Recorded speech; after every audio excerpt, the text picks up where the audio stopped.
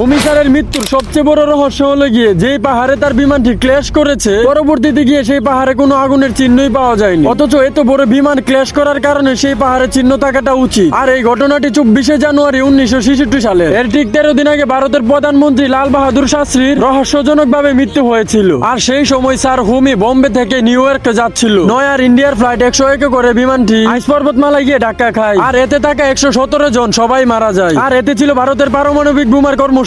হোমি জাহাঙ্গীর বাবা, তার বয়স ছিল শুধুমাত্র 56 বছর, আর তিনি তার ক্যারিয়ারে টপ পজিশনে ছিলেন। তিনি তার মৃত্যুর কিছুদিন আগে অল ইন্ডিয়া রেডিওতে বলেছিলেন যদি অনুমতি পায় তাহলে 18 দিনের মধ্যে পারমাণবিক বোমা আবিষ্কার করে দিব। আর তার এই ঘটনাটি অনেকে দুর্ঘটনা মনে করে না, মনে করে ষড়যন্ত্র, কারণ তার এই হঠাৎ মৃত্যুতে ভারতের পারমাণবিক বোমার আবিষ্কার অনেক বছর পিছনে চলে যায়। কারণ ইন্ডিয়ার এই পারমাণবিক আবিষ্কার নিয়ে যুক্তরাষ্ট্র অনেক চিন্তিত ছিল, কারণ তারা চাইছিল না চীনের পরে আর কেউ পারমাণবিক শক্তির অধিকারী হোক, যার কারণে তারা জাহাঙ্গীরকে একটা হুমকি হিসাবে দেখতো। আর এছাড়াও গোয়েন্দার একটি তথ্যে উঠে আসে যে যুক্তরাষ্ট্র ওই পারমাণবিক বোমার আবিষ্কার থামাতে চেয়েছিল, যেটার কোনো সরাসরি প্রমাণ নেই।